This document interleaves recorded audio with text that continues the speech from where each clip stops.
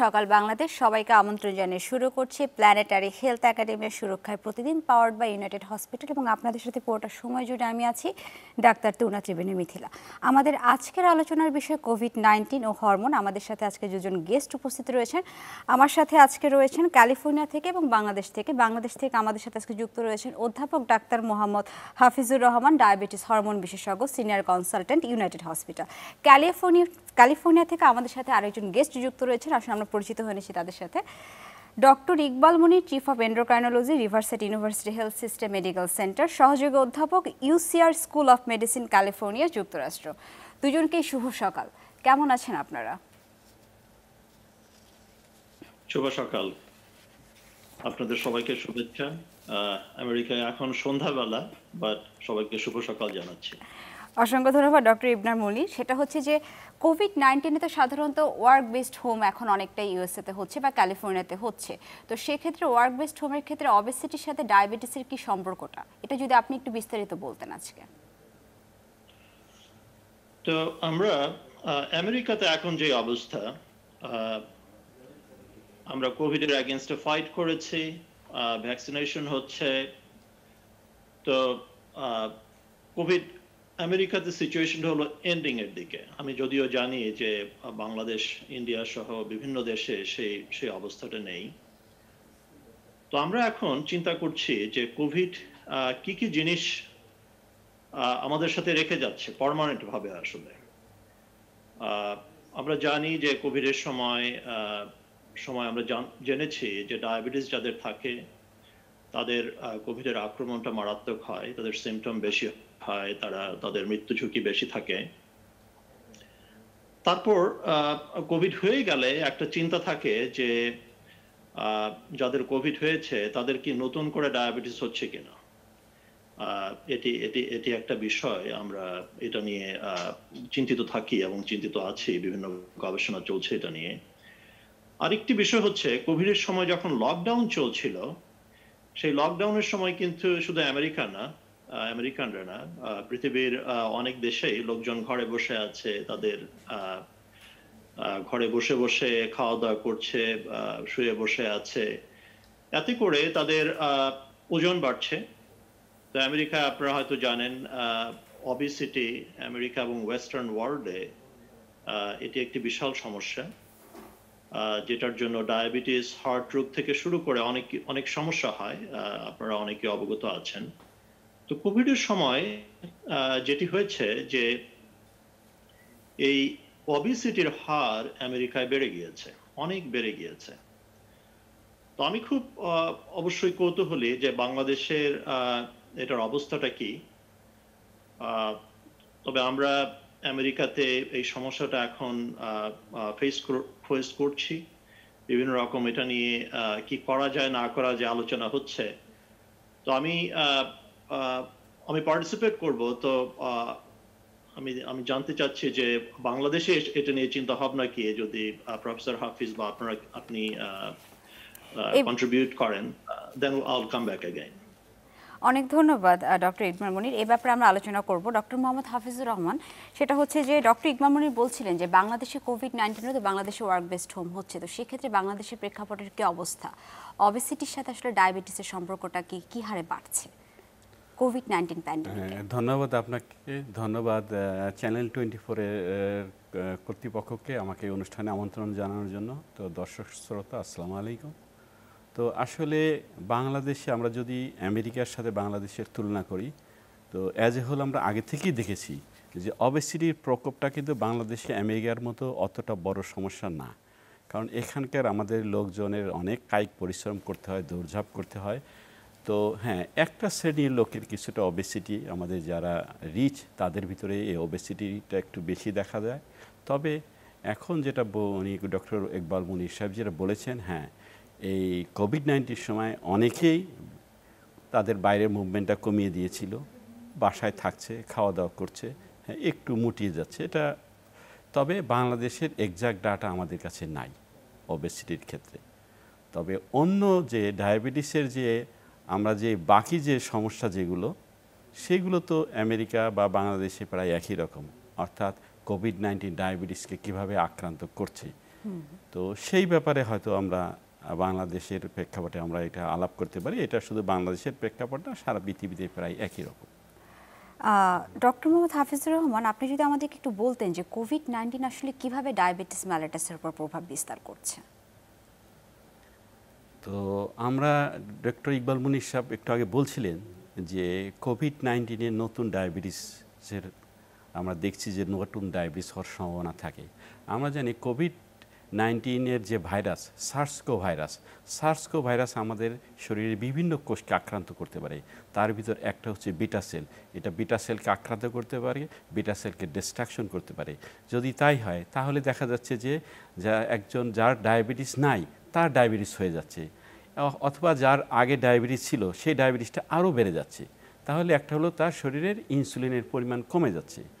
তো অন্যদিকে যদি আমরা দেখি তাহলে আমরা যদি দেখি যে এই কোভিড-19 ক্ষেত্রে যেটা দেখা যাচ্ছে যে তাদের খাদ্যাভ্যাসের কিছুটা পরিবর্তন হচ্ছে, তারা বাসায় বসে থাকছে, তাদের মুভমেন্ট কম হচ্ছে। অর্থাৎ তাদের যদি মুভমেন্ট কম হয় তাহলে আমরা সেখানে দেখি কিছুটা ইনসুলিন রেজিস্ট্যান্স হয়। এদের দেখা যাচ্ছে যে এটা বলি যখন একটা স্ট্রেস, এটা তো অবশ্যই কোভিড-19 একটা স্ট্রেস, এই স্ট্রেসের শরীরে কিছু স্ট্রেস হরমোন তৈরি হয়। এটাকে আমরা বলি যে অ্যান্টি ইনসুলিন হরমোন, ইনসুলিনের শত্রু হরমোন। ইনসুলিন যেমন ব্লাড সুগার কমায়, এই যে কাউন্টার রেগুলেটরি হরমোনগুলো কী করে ইনসুলিনের কার্যক্ষমতা কমিয়ে দেয়। এছাড়াও আমরা দেখি কোভিড-19 আক্রান্ত রোগীদের অনেক সময় আমরা স্টেরয়েড ব্যবহার করি। স্টেরয়েডের জন্যও দেখা যাচ্ছে তার ইনসুলিন রেজিস্ট্যান্সটা বেড়ে যাচ্ছে। এবং কোভিড-19 ক্ষেত্রে আমরা দেখছি শরীরে অনেক সাইটোকাইন তৈরি হয়, সাইটোকাইন স্ট্রোম, এইসবের ক্ষেত্রে দেখা যায় যে ইনসুলিন রেজিস্ট্যান্সটা বেড়ে যাচ্ছে। তাহলে একদিকে দেখা যাচ্ছে যে ইনসুলিনের পরিমাণ কমে যাচ্ছে, অন্যদিকে দেখা যাচ্ছে যে ইনসুলিনের কার্যক্ষমতা কমে যাচ্ছে। এই দুই অবস্থার জন্যেই দেখা যাচ্ছে যে ডায়াবেটিসটা অনেক বেড়ে যায়। এবং তখন বলা হয় যে তাদের ডায়াবেটিসের যে কমা, আমরা বলি যে সংক্ষেপে ডায়াবেটিক কমা, অর্থাৎ আমাদের মেডিকেল টার্মে আমরা বলি ডায়াবেটিক কিটোঅ্যাসিডোসিস, হাইপারঅসমোলার হাইপারগ্লাইসেমিক স্টেট, এইগুলো বেড়ে যায় এবং এদের ইনসুলিন রেজিস্ট্যান্স অনেক বেড়ে যায়। এবং এই সব ক্ষেত্রে কিন্তু রোগীদের হসপিটালে ভর্তি হতে হয় চিকিৎসার জন্য। এবং আরেকটা জিনিস আমরা ইদানিং যেটা শুনছি যে ব্ল্যাক ফাঙ্গাস, এই ডায়াবেটিক কিটোঅ্যাসিডোসিস যাদের হয় তাদের এই ব্ল্যাক ফাঙ্গাস হওয়ার সম্ভাবনাটা বেশি থাকে। স্যার, ব্ল্যাক ফাঙ্গাসের সাধারণত কি কি লক্ষণ ডায়াবেটিক পেশেন্টদের দেখা দিতে পারে? তো একটা হলো যে ব্ল্যাক ফাঙ্গাস আসলে অন্য ক্ষেত্রে যেমন যখন শরীরের প্রতিরোধ ক্ষমতাটা কমে যাচ্ছে তখন কিন্তু এই ব্ল্যাক ফাঙ্গাসটা হচ্ছে। এটা সাধারণত কোথায় আমরা জানি যে ব্ল্যাক ফাঙ্গাস এটাকে বলে যে মোল্ড, এগুলো কিন্তু এনভায়রনমেন্টেই থাকে, এটা মাটিতে থাকে, এটা বাতাসে থাকে। এবং একজন হেলদি আমাদেরও দেখা যাচ্ছে যে নাকের যে মিউকাস সেখানে থাকতে পারে। কিন্তু যখন শরীরের প্রতিরোধ ক্ষমতাটা কমে যাচ্ছে, যেমন ডায়াবেটিস, যেমন ক্যান্সার বা HIV, তখন এই ফাঙ্গাসটা আমাদের শরীরকে আক্রান্ত করতে পারে। এবং সেটা আমাদের দেখা যায় যে নাকের চতুর্দিকে যে আমরা বলি যে কিছু সাইনাস, সেটাকে আক্রমণ করতে পারে, ব্রেনকে আক্রমণ করতে পারে। তো এই ক্ষেত্রে দেখা যায় যে অনেক সময় দেখা যায় যে তার নাকটা কিন্তু বন্ধ হয়ে যাচ্ছে, নাক দিয়ে অনেক সময় ব্লিডিং হতে পারে, মুখের একদিকটা ফুলে যেতে পারে, চোখের চতুর্দিকে ফুলে যেতে পারে। এবং সেখানে আমরা যে একটা লেয়ার জমা হতে পারে, সে অন্ধ হয়ে যেতে পারে, ব্রেনে এনকেফালাইটিস হতে পারে, এই ধরনের প্রবলেমগুলো হতে পারে। এবং ডায়াবেটিস রোগীদের যে এক নম্বর হলো যে তার ডায়াবেটিস রোগীর এমনি প্রতিরোধ ক্ষমতা কম থাকে, কোভিড-19 প্রতিরোধ ক্ষমতাটা আরও কমিয়ে দিচ্ছে। এবং অনেক ক্ষেত্রে আমরা স্টেরয়েড ব্যবহার করছি, আরও কমে যাচ্ছে। এবং যখন কিটোঅ্যাসিডোসিস হয় তখন শরীরে অ্যাসিডটা বেড়ে যাচ্ছে। এই সমস্ত কারণে হয়তো ডায়াবেটিক কিটোঅ্যাসিডোসিসে এই ব্ল্যাক ফাঙ্গাসের প্রকোপটা একটু বেড়ে যাচ্ছে। অসংখ্য ধন্যবাদ ডক্টর মোহাম্মদ হাফিজুর রহমান। এরপর আপনার কিছুক্ষণ পরে আমরা আরও কিছু ব্যাপার নিয়ে আলোচনা করব। আপনার কাছে ফিরে আসছি doctor Iqbal Munin. COVID-19 infection আসলে থাইরয়েড ডিসফাংশনকে কিভাবে আপনার এফেক্ট করছে, এটা যদি একটু কাইন্ডলি বিস্তারিত বলতেন সংক্ষেপে। আচ্ছা, এই জিনিসটা যতই সময় যাচ্ছে আমরা বিভিন্ন নতুন নতুন জিনিস জানতে পারছি যে থাইরয়েডের ইনভলভমেন্টের ব্যাপারটা একটা নতুন বিষয়। আসলে এটা নিয়ে খুব বেশি রিপোর্ট প্রথম দিকে ছিল না, কিন্তু যত দিন যাচ্ছে আমরা নতুন নতুন অনেক ইনফরমেশন পাচ্ছি। তো আমরা জানি যে কোভিড-19 এটা একটা ইমিউন সিস্টেমকে এফেক্ট করে, আমাদের ইমিউন সিস্টেমকে এফেক্ট করে, ইমিউনিটিকে অ্যাক্টিভেট করে, বিভিন্ন রকম সাইটোকাইন তৈরি করে, যেটা প্রফেসর হাফিজ বললেন। তো এই প্রক্রিয়ার মাধ্যমে থাইরয়েডের বেলায়ও কিছু ইমিউনিটি জনিত সমস্যা তৈরি হয়। তো এটা থাইরয়েডকে একটা একটা অ্যাসপেক্ট হচ্ছে ইনফ্লামেট করে দিতে পারে। কোভিড যে রিসেপ্টরের সাথে বাইন্ড করে, এটা থাইরয়েডও আছে, যেমন করে আরো বিভিন্ন অর্গানে আছে, থাইরয়েডও আছে। তো সেখানে একটা স্টেট অফ ইনফ্লামেশন তৈরি করতে পারে, এবং সেটা যদি হয় তখন কি হচ্ছে, হরমোনগুলো সেল থেকে বের হয়ে আসছে, রিলিজড হচ্ছে শরীরের রক্তের মধ্যে, এবং এটা বিভিন্ন জায়গায় গিয়ে হাইপার থাইরয়েড, মানে থাইরয়েড হরমোন বেশি হলে যে সিমটমগুলো হয় সেটা তৈরি করতে পারে ইনফ্লামেশনের মাধ্যমে। এটা একটা বিষয়। আরেকটা বিষয় হলো যে ইমিউনিটির এই চেঞ্জটার কারণে এটা থাইরয়েড সেলগুলোকে এমনভাবে চেঞ্জ করতে পারে যাতে করে একটা সিমিলার সিচুয়েশন, যে হাইপার থাইরয়েড সিচুয়েশন, যেখানে থাইরয়েড হরমোন বেশি বেশি করে কাজ করার টেন্ডেন্সি তৈরি হয় এবং কাজ করে, সেই সিচুয়েশনটাও এই কোভিডের রোগীদের বেলায়, অনেকের বেলায় দেখা যাচ্ছে কোভিড ইনফেকশনের পরে পরে হচ্ছে, অনেকের বেলায় দেখা যাচ্ছে 1 মাস 2 মাস পরে হচ্ছে। তা আমরা অনেক রিপোর্ট পাচ্ছি যেখানে এই সমস্যাগুলো আমরা এখন বুঝতে পারছি কোভিড থাইরয়েডকে এফেক্ট করছে। তো বোঝার উপায় কি? তো হাইপার থাইরয়েড হলে শরীরে অনেক ধরনের উপসর্গ হয়, যেটার মধ্যে একটা হলো ওজন কমে যাচ্ছে, পালপিটেশন হচ্ছে, এক্সেসিভ সোয়েটিং হচ্ছে, মানে কোনো মতে রোগীটার কোনো স্বস্তি হচ্ছে না। এই ধরনের সিমটমগুলো হলে এটাকে ইগনোর করা ঠিক না, ডাক্তারের কাছে যাওয়া উচিত, এবং আমাদের চিকিৎসক যারা আছেন তারা অবশ্যই আরো বিভিন্ন জিনিস টেস্ট করবেন। তার সাথে সাথে এটা খেয়াল রাখতে হবে যে থাইরয়েড ডিসফাংশন, থাইরয়েডের যে চেঞ্জটা হচ্ছে কোভিড জনিত, এই জিনিসটাও থাইরয়েড হরমোনগুলো টেস্ট করে রোগীকে শনাক্ত করার চেষ্টা করা উচিত যে তাদের সেই সমস্যাটা হচ্ছে কিনা। সো সংক্ষেপে এটা হলো কথা আর কি। অসংখ্য ধন্যবাদ ডক্টর ইকবাল মনির। আমরা একটা ছোট্ট বিরতিতে চলে যাচ্ছি, বিরতির পর আমরা ফিরে আসব। দর্শক, আমরা শুনছিলাম হচ্ছে কোভিড-19 এবং হরমোন বিষয়ক আলোচনা। আমরা একটা ছোট্ট বিরতিতে চলে যাচ্ছি, বিরতির পরে আবারও ফিরে আসছি।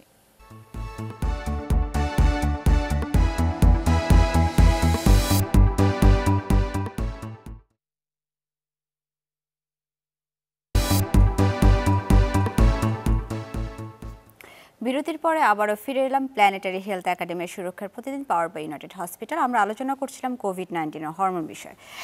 ডক্টর ইকবাল মনির, সেটা হচ্ছে কথা বলছিলাম থাইরয়েড ডিসফাংশন নিয়ে। থাইরয়েড ডিসফাংশনের ক্ষেত্রে সাধারণত খাদ্যাভ্যাসে কি কি পরিবর্তন আনা উচিত? আচ্ছা, আমরা যেই থাইরয়েড ডিসফাংশন নিয়ে কথা বলছি কোভিডের কনটেক্সটে, কোভিডের প্রেক্ষাপটে, এখানে খাদ্যাভ্যাসের খুব বেশি ইম্পর্টেন্স নেই। ইন জেনারেল অন্য থাইরয়েড সমস্যার বেলায়, যেমন ধরেন কারো গয়টার হচ্ছে, কারো থাইরয়েড ফাংশন কম, যেটাকে আমরা হাইপোথাইরয়েডিজম বলি, যার থাইরয়েড হরমোন এনাফ নেই শরীরে, এই সমস্ত সিচুয়েশনে আয়োডাইনের একটা রোল আছে। সো যে ফুডগুলোতে আয়োডাইন কন্টেইনিং ফুড, সল্ট যেই সল্টে আয়োডাইন আছে, সেই ধরনের খাবার খাওয়া, সেটার একটা গুরুত্ব আছে এই প্রেক্ষাপটে। এবং কোনো সবজি যেগুলোকে আমরা বলি গয়ট্রোজেন, যেগুলো গয়টার তৈরি করে, কিছু ধরনের ক্যাবেজ, সেই জিনিসগুলো একটু আলাদা। কিন্তু আমরা যে থাইরয়েড প্রবলেমটার কথা বলছি কোভিডের কনটেক্সটে, এটাকে আমরা বলি হাইপার থাইরয়েড, থাইরয়েড যেখানে ওভার অ্যাক্টিভ। এই সমস্ত ক্ষেত্রে এটা একটা অটো ইমিউনিটি জনিত প্রবলেম। পার্টিকুলারলি এই বিষয়ে খাবার তেমন কোনো ভূমিকা নেই। ধন্যবাদ। অসংখ্য ধন্যবাদ ডক্টর ইকবাল মনির। ডক্টর মোহাম্মদ হাফিজুর রহমান, সেটা হচ্ছে যে আপনার সাথে আলোচনা করছিলাম যে ডায়াবেটিস মেলাটাস রোগীদের ব্যাপারে। ডায়াবেটিস মেলার রোগীদের অনেকে সাধারণত আপনার কাছে এসে থাকেন যে এখন আমের সিজন চলছে, বিভিন্ন ফলের সিজন চলছে, তারা কি কি ফল খেতে পারবে এবং কি পরিমাণে খেতে পারবে, এটা যদি একটু সংক্ষেপে বলতেন বাংলাদেশের প্রেক্ষাপটে। ধন্যবাদ আপনাকে। তবে একটা জিনিস মনে রাখতে হবে যে আসলে কোভিড-19 আমরা জানি কোভিড-19 রোগী যাদের ডায়াবেটিস আছে, তাদের আমরা জানি তাদের খাওয়ার শিডিউলটা অনেক পরিবর্তন হয়ে যায়। তাদের দেখা যায় যে মুখে রুচি থাকে না, ঘ্রাণ শক্তি কমে যায়, তারপরে তাদের অনেক কিছু ডায়াবেটিসের কিছু ওষুধের জন্যও তাদের এই খাওয়ার রুচিটা কমে যেতে পারে। স্ট্রেস থাকে, ঠিকমতো স্ট্রেস, অ্যাংজাইটি, ঘুম হচ্ছে না, খাওয়ার রুচি কমে যেতে পারে। সেই জন্য তাদের খাওয়ার দিকে আমাদের একটু খেয়াল করতে হবে। তা খাওয়াটা কেমন হবে? আমরা বলি যে একটা যে পানীয় যে পানি বা ড্রিঙ্কস বারবার করে খেতে হবে, তারপরে শাক সবজি ফল খেতে হবে। এখন আপনি যেটা বলছিলেন যে এখন ফলের সিজন, তবে একটা জিনিস মনে রাখতে হবে, ডায়াবেটিক পেশেন্টদের ক্ষেত্রে আমরা দেখেছি যে আমে ডায়াবেটিসটা অনেক বেড়ে যায়, এই জন্যে সতর্ক হতে হবে। বিশেষ করে আম, কাঁঠাল, লিচু এগুলোতে ডায়াবেটিস অনেক বেড়ে যায়। হ্যাঁ, সে একটা সিজনে খেতে পারবে পরিমাণ মতো, একটা স্ন্যাক্সের সময় সে হয়তো 2 পিস বা 3 পিস আমের কিল হবে, কিন্তু অনেকে দেখা যাচ্ছে যে বলছে যে আমি 4-5টা আম খেয়ে ফেলছি। তো এরকম করা যাবে না, কারণ একটা জিনিস এই সময় খেয়াল রাখতে হবে যে তার ডায়াবেটিসটা মনিটর করতে হবে, ডায়াবেটিসটা বেড়ে যাচ্ছে কিনা, অথবা আমি যে বলছিলাম যে খাওয়া দাওয়াটা রুচি কমে যাচ্ছে, ডায়াবেটিস কমে যাচ্ছে কিনা, হাইপোগ্লাইসেমি হচ্ছে কিনা, এটি খেয়াল রাখতে হবে। সুগার বেড়ে যাচ্ছে না, এটা খেয়াল করতে হবে। এই সাথে যে জিনিসটা করতে হবে, কোনো একটা মিল তাকে স্কিপ করা যাবে না, ফাস্টিং থাকা যাবে না এই কোভিড-19 রোগী যদি তার ডায়াবেটিস থাকে। আর এক্সারসাইজের ক্ষেত্রে এটাও খেয়াল রাখতে হবে আমাদের, ভিগরাস এক্সারসাইজ করা যাবে না, কিন্তু হোম বাউন্ড এক্সারসাইজ যেগুলো সেগুলো সে করতে পারবে। আমরা বলি যে কিছু ব্রিদিং এক্সারসাইজ, সেইগুলোকে তাকে করতে হবে। অর্থাৎ পরিমিত খাবার, ব্যায়াম, এই দিকে খেয়াল রাখতে হবে। আর আরেকটা জিনিস খেয়াল রাখতে হবে, এটা আমরা দেখেছি বাংলাদেশে প্রায় রোগীরই ভিটামিন ডির অভাব থাকে। ভিটামিন ডি কিন্তু কোভিড-19 ভয়াবহতা বাড়িয়ে দিতে পারে, এই জন্য ভিটামিন ডিও সাপ্লিমেন্টারি হিসাবে খেতে হবে। আর আপনি বলছিলেন ভিটামিন ডি এর কথা। ভিটামিন ডি সাধারণত হচ্ছে সূর্যের আলোতে অনেক বেশি থাকে, সেটা আমরা জানি। তো অনেকে কিন্তু বলে থাকেন যে সূর্যের আলো কখন থেকে কখন পর্যন্ত শরীরে সূর্যের আলোটা গ্রহণ করা উচিত হবে ডায়াবেটিস রোগীদের ক্ষেত্রে। তো একটা হলো যেটা আসলে এটা একটু ডিফিকাল্ট হয় এই জন্যে যে কোভিড-19 রোগীরা তারা আইসোলেশনে থাকে, তারা কিন্তু রোদে যেতে পারে না। তো যদি যেতে পারে তাহলে তো অবশ্যই আমরা বলি যে 11টা-12টার দিকে এই সময়টায় যদি সে আধা ঘন্টা যদি একটু এক্সপোজ হয় সূর্যের আলোতে তাহলে ভালো হয়। কিন্তু ওই যে আমরা আগেই বলছিলাম যে একটা ডায়াবেটিস রোগী কোভিড-19 আক্রান্ত, সে তো আইসোলেশনে থাকবে, সে তো বাইরে রোদে যেতে পারছে না। তো সেই ক্ষেত্রে তাকে ভিটামিন ডি সাপ্লিমেন্ট খাওয়াটাই ভালো। কখন বাসায় চিকিৎসা নেবে একজন ডায়াবেটিস রোগী কোভিড-19 আক্রান্ত হলে, এবং কখন হাসপাতালে তাকে নিয়ে যেতে হবে? ধন্যবাদ। এটা একটা কোভিড-19 আক্রান্ত রোগীর অন্য ক্ষেত্রে যেমন, এই ক্ষেত্রেও অনেকটা তেমনই। তবুও একটা ডায়াবেটিক রোগী কোভিড-19 আক্রান্ত হয়েছে, তার মাইল্ড সিমটম অর্থাৎ ইনফ্লুয়েঞ্জার মতো যে সিমটম, সেই সিমটমগুলো, তার জ্বর, তার একটু সামান্য কাশি, একটু শরীরে ব্যথা, এবং এই রোগীটা মুখে খেতে পারছে, তার পাতলা পায়খানা, বমি নাই, তার ডায়াবেটিসটা মোটামুটি কন্ট্রোলেই আছে। তো সেই ক্ষেত্রে তার হসপিটালে যাওয়ার প্রয়োজন নাই। সে বাসাতেই এতদিন সে যে ওষুধগুলো ব্যবহার করছিল সেই ওষুধগুলো সে ব্যবহার করতে পারবে। তবে এখানে তার সুগারটা বারবার মনিটর করতে হবে। কিন্তু যদি দেখা যায় যে একটা কোভিড-19-এর আমরা যেটা বলি যে মডারেট সিমটম, সিভিয়ার অর্থাৎ ক্রিটিক্যাল ইলনেস, বা মডারেট সিমটমের সাথে দেখা যাচ্ছে তার বয়সটা একটু বেশি, অন্য কোমরবিড ডিজিজ আছে, অবশ্যই তাকে হাসপাতালে ভর্তি হবে। যদি সিভিয়ার কোমরবিড ডিজিজ থাকে অবশ্যই তাকে হাসপাতালে ভর্তি হতে হবে। আরেকটা জিনিস খেয়াল রাখতে হবে যে এই ক্ষেত্রে ব্লাড সুগার অনেক বেড়ে গেছে, যেমন ব্লাড সুগার 15 মিলিমোলের বেশি থাকছে, এটা কমানো যাচ্ছে না। সেই সাথে আমি আগেই বলেছি যে ডায়াবেটিক কমার কিছু লক্ষণ যদি থাকে, তার খুব পিপাসা পাচ্ছে, দেখা যাচ্ছে যে রোগীটার একটু বারবার তার দেখা যাচ্ছে যে শ্বাস নিতে একটু কষ্ট হচ্ছে, পেশেন্টের তার কনসাসনেস একটু চেঞ্জ হয়ে যাচ্ছে, তার পেটে ব্যথা হচ্ছে, এরকম যদি সিচুয়েশন হয় তাহলে তার ডায়াবেটিক কমার সম্ভাবনা আছে। এই রুগীকে অবশ্যই হাসপাতালে যেতে হবে। তারপরে একটা রুগী মুখে খেতে পারছে না, দেখা যাচ্ছে তার পাতলা পায়খানা, বমি হচ্ছে এবং তার ওয়েট লস হচ্ছে, এই সব ক্ষেত্রে অবশ্যই তাদেরকে হসপিটালে যেয়ে চিকিৎসা নিতে হবে। অসংখ্য ধন্যবাদ ডক্টর মোহাম্মদ হাফিজুর রহমান। আমরা আপনার কাছে একটু পরে আবার ফিরে আসছি। ডক্টর ইকবাল মনির, সেটা হচ্ছে যে মেল এবং ফিমেল রেশিও বলে একটা কথা আছে। সাধারণত হচ্ছে মেলরাও কিন্তু অ্যাফেক্টেড হয়ে থাকে থাইরয়েড ডিসফাংশন বা হচ্ছে অন্যান্য কোমরবিডিটি, ডায়াবেটিস মেলিটাসের মতো। সেক্ষেত্রে মেলরা কি ধরনের অ্যাফেক্টেড হচ্ছে এবং ফিমেলরা কি হারে অ্যাফেক্টেড হচ্ছে? সো কোভিড-19 একটা ডিজিজ যেটা খুব বায়াসড ইন দ্য সেন্স যে অনেক মেলরা বেশি অ্যাফেক্টেড হয়েছে কোভিড-19-এ। তো দেখা যায় যে rate of the affected people এবং মর্টালিটি, মৃত্যুর হার যদি আমরা ধরি, তাহলে এটা আনইকুয়াল। মেলদের ডেথ রেট বেশি, মেলদের ইনফেকশন রেট বেশি। তো আমরা জানি যে বিভিন্ন ডিজিজ, কোনো ডিজিজ মেলদেরকে আক্রান্ত করে বেশি, কোনো ডিজিজ ফিমেলদেরকে আক্রান্ত করে বেশি। থাইরয়েড প্রবলেম যেগুলি আমরা বললাম এর আগে, এগুলি প্রিডমিনেন্টলি বা মেইনলি ফিমেলদেরকে অ্যাফেক্ট করে থাইরয়েড প্রবলেমগুলো।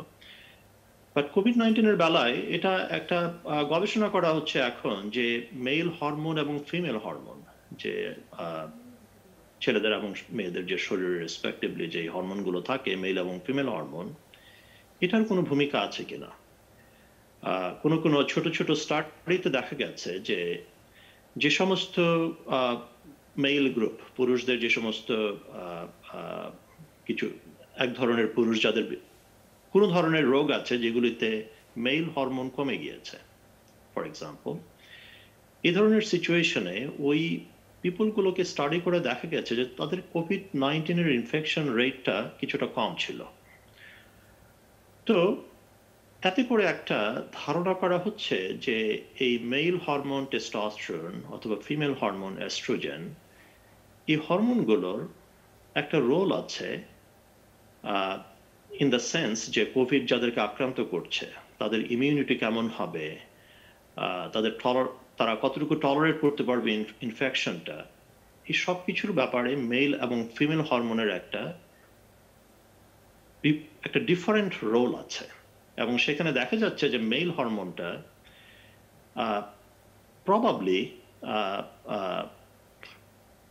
ওই রোগীদের জন্য বেনিফিশিয়াল হচ্ছে না, এটা একটা টাফ ওয়ার্ড, বা আমরা বলতে পারি যে ফেভার করছে না। এটা ছাড়াও আরেকটা বিষয় আছে যে মেলদের মধ্যে দেখা যায় যে স্মোকিং এর রেট বেশি, ডিপেন্ডিং অন আমরা কোন দেশের কথা বলছি। অবশ্যই বাংলাদেশের মতো দেশগুলোতে ফিমেলদের স্মোকিং রেট কম। অনেক জায়গায় দেখা যায় যে মেলদের কোমরবিডিটিও বেশি থাকে, কারণ মেলরা অনেক সময় স্বাস্থ্য সম্পর্কে একটু নেগলিজেন্ট থাকেন। সেগুলিও কারণ, শুধু হরমোনটাই কারণ আমি সেটা বলতে চাচ্ছি না, যে ওই কারণগুলো তার সাথে হরমোনের একটা ভূমিকা থাকতে পারে, সব মিলে মেলরা বেশি অ্যাফেক্টেড হচ্ছে। ধন্যবাদ। অসংখ্য ধন্যবাদ ডক্টর ইকবাল মনির। আমরা আবারও ছোট্ট একটা বিরতিতে ফিরে যাচ্ছি এবং বিরতির পরে আবারও চলে আসছি সুরক্ষার প্রতিদিনে।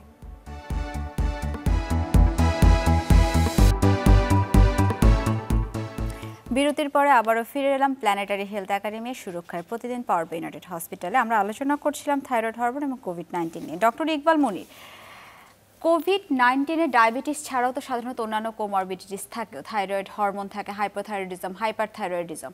সাধারণত ক্ষেত্রে খাদ্যাভ্যাসে কি কি স্পেসিফিক খাবার খাওয়া উচিত এবং যারা বাসায় বসে চিকিৎসা নিচ্ছে তাদের কি কি ওষুধ গ্রহণ করা উচিত নিয়মিত ওষুধ ছাড়া? আচ্ছা, খাবারের বেলায় প্রফেসর হাফিজ এর আগে মেনশন করেছেন, আমি সেটা যাচ্ছি না। পুষ্টিকর খাবার খেতে হবে, প্রোটিন রিচ খাবার খেতে হবে, মানে আমিষ, যেটা খাবারের মধ্যে আমিষের পরিমাণ থাকতে হবে ভালো, যাতে করে শরীরের কোষগুলোর পুষ্টি হয়। ওষুধের বেলায় একটা জিনিস আমি বলতে চাই এই প্রেক্ষাপটে, যে ডায়াবেটিস, যেহেতু আমরা ডায়াবেটিস নিয়ে কথা বলছি, ডায়াবেটিসের অনেক রকমের ওষুধ আছে। যেমন একটা খুব পরিচিত ওষুধ মেটফরমিন, তাছাড়াও অনেক ধরনের ট্যাবলেট আছে, ইনসুলিন আছে। একটা জিনিস বুঝতে হবে যে কোভিডে আক্রান্ত হলে খাবার রুচি কমে যায়, অনেকের বমি হয়, বমি ভাব হয়। তো এই সমস্ত সময় যদি কতগুলো ডায়াবেটিসের ওষুধ আছে, যার মধ্যে মেটফরমিন একটা, তাছাড়াও আরো ওষুধ আছে, যেগুলি কি করতে পারে, আপনার এই বমি ভাবটাকে বাড়িয়ে দিতে পারে, আপনার ক্ষুধা মন্দাটা আরো তীব্র হতে পারে, তাতে করে আপনার শরীরে পানি শূন্যতা হতে পারে, বিকজ আপনি খাচ্ছেন না, এনাফ নিউট্রিশন হচ্ছে না, এনাফ পানি খাচ্ছেন না, তাতে করে আপনার পানি শূন্যতা হতে পারে, তাতে করে কিডনি এফেক্ট হতে পারে। তো আমার কাছে মনে হচ্ছে যে এই কথাটা আমি বলতে চাই যে এটা খুব ইম্পর্টেন্ট, যারা ডায়াবেটিসের রোগী, কোভিডের আগে আপনার কি ওষুধ ছিল না ছিল, কোভিডে আক্রান্ত হওয়ার পরে এই জিনিসটাকে রিভাইজ করতে হবে। প্রয়োজনে স্বল্পকালীন সময়ের জন্য ইনসুলিন নিতে হতে পারে, অথবা আপনার যদি সিমটম এগুলি না থাকে যেগুলি আমি বলছি, আপনি খাবার ওষুধও খেতে পারেন না। অন্য ওষুধের বেলায় ডক্টর হাফিজ মেনশন করেছেন একটা কথা, ভাইটামিন ডি নিয়ে অনেক গবেষণা হচ্ছে বিদেশে, কারণ ভাইটামিন ডির একটা প্রতিশোধ, অ্যান্টি ইনফ্লামেটরি আমরা বলি, ইনফ্লামেশন থেকে প্রতিরক্ষা করার ক্ষমতা আছে, কিছু ইনফেকশনকে প্রিভেন্ট করার ক্ষমতা আছে।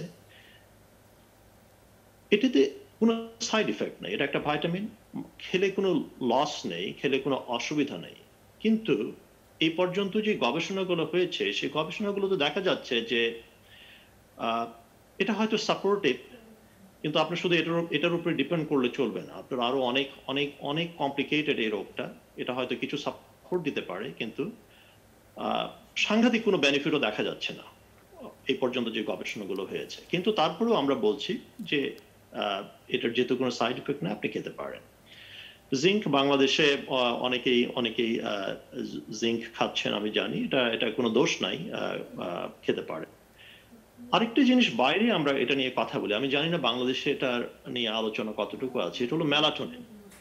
তো অনেকেরই ঘুমের অসুবিধা আছে, এটা মূলত বাইরে মার্কেটিং হয়েছে একটা ঘুমের ওষুধ হিসাবে, কিন্তু তার আরো কিছু ইফেক্ট আছে, যেমন এটা এংজাইটি কমায়, একটা কামনেস আনে, এই জন্যই মানুষের ঘুম হয়। তাছাড়াও এটার একটা ইমিউন রিলেটেড ইফেক্ট আছে, ইমিউন প্রোটেক্টিভ ইফেক্ট আছে, এবং কোভিডের সময় এটা নিয়ে বিস্তারিত আলোচনা হয়েছে। বিকজ দেখা গেছে কোনো স্টাডিতে যেটা লাংয়ের যে চেঞ্জ কোভিডে হয়, ফুসফুসের যে চেঞ্জ, অ্যাটলিস্ট অ্যানিমালদের স্টাডি করার সময় দেখা যাচ্ছে যে এটা সেখানে কিছু প্রিভেনশন করতে পারে। আমি বলছি এটা কোনো হিউম্যান স্টাডি না, বাট ইন জেনারেল এটিও একটা খুব সেফ একটা ওষুধ। বাংলাদেশে এটা প্রচলিত কিনা আমি জানি না, ডক্টর হাফিজ বলতে পারবেন, বাট এটিও একটি ভালো ওষুধ। অসংখ্য ধন্যবাদ ডক্টর ইকবাল মনির আপনার মূল্যবান মতামতের জন্য। ডক্টর মোহাম্মদ হাফিজুর রহমান, সেটা হচ্ছে আমরা কিন্তু আলোচনা করছিলাম যে ডায়াবেটিস মেলাটাস রোগীরা সাধারণত কখন হাসপাতালে যাবে, কিন্তু যখন যারা বাসায় চিকিৎসা নিচ্ছে তখন তারা কি কি সতর্কতা অবলম্বন করবে। আবার অনেকে কিন্তু দেখা গেল কোভিড-19 ভ্যাকসিন নিয়ে যাওয়ার পরেও আতঙ্কে থাকেন যে তারা পরবর্তীতে কোভিডে আক্রান্ত হবেন কিনা, সেক্ষেত্রে তারা কি কি সতর্কতামূলক ব্যবস্থা গ্রহণ করতে পারে?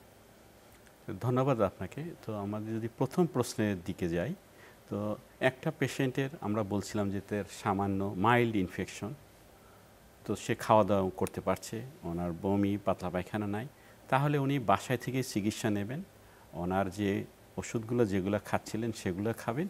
কিন্তু এই ক্ষেত্রে ওনাকে মনে রাখতে হবে যে ওনার ব্লাড সুগারটা কন্ট্রোলে আছে কি না, ঘন ঘন ব্লাড সুগারটাকে চেক করতে হবে, করে ওনার ডায়াবেটিসটাকে কন্ট্রোলে রাখতে হবে। এছাড়া আমরা যেটা বলছিলাম যে পরিমিত খাবার, হোম বাউন্ড এক্সারসাইজ, এগুলোও করতে হবে। এবং খেয়াল করতে হবে যে আমরা বলছিলাম যে অনেক সময় তারা খেতে পারে না, তো যদি কোনো খাবার মিস হয়ে যায় কিন্তু সে ডায়াবেটিস ওষুধ তো খাচ্ছে, তাহলে সুগার কমে যাচ্ছে কি না, অর্থাৎ ব্লাড সুগার যদি 4-এর নিচে নেমে যায়, হাইপোগ্লাইসিমিয়া যদি হয়, তাহলে হাইপোগ্লাইসিমিয়ার চিকিৎসা করতে হবে। তাকে 3 চামচ চিনি দিয়ে শরবত খাইয়ে দিতে হবে। আমাদের যেহেতু যে কোনো ফ্রুট ড্রিঙ্কস যেগুলো থাকে, অন্য ড্রিঙ্কস, এগুলো খেয়ে ব্লাড সুগারটাকে বাড়াতে হবে। আবার এটাও মনে রাখতে হবে যে আপনি আগে আমি যে আম কাঁঠাল খেয়ে সুগার বেড়ে যাচ্ছে কি না, যদি সুগার অনেক বেড়ে যায় তখন যদি দেখা যায় ডায়াবেটিক কম রিস্ক হয়, তাহলেও কিন্তু তাকে হাসপাতালে যেতে হবে। অর্থাৎ তার ওষুধও খেতে হবে, বারবার ব্লাড সুগার করতে হবে, এবং আরেকটা জিনিস যে ড্রিঙ্কস ফ্লুইড, এটাও বেশি করে খেতে হবে। ডক্টর মোহাম্মদ হাফিজুর রহমান, সেটা হচ্ছে বাংলাদেশে একটা প্রচলিত একটা রিসেন্ট গবেষণা অনেক সময় দেখা যাচ্ছে পত্রপত্রিকায় যে 80 বছর বয়সে যাদের ডায়াবেটিস হয়, তো এটা নাকি অতটা বেশি জটিল আকার ধারণ করে না, এটা কতটুকু আসলে যৌক্তিক? তো একটা হলো যে আপনি যেটা বলেছেন, হ্যাঁ, এটা আমাদের দেশে না, এটা ইউরোপেও একটা বড় স্টাডি হয়েছে, হ্যাঁ, যে দেখা গেছে যে ডায়াবেটিস রোগীদের একটা রেজিস্ট্রি করে কয়েকটা গ্রুপ করা হয়েছে। হ্যাঁ, এটা আপনি যেটা বলেছেন ঠিকই, একটা এজ রিলেটেড, এটাকে বলা হয় যে মাইল্ড এজ রিলেটেড ডায়াবেটিস, অর্থাৎ বয়সের সাথেও এক ধরনের ডায়াবেটিস হয়, কিন্তু সেটা অতটা মারাত্মক না।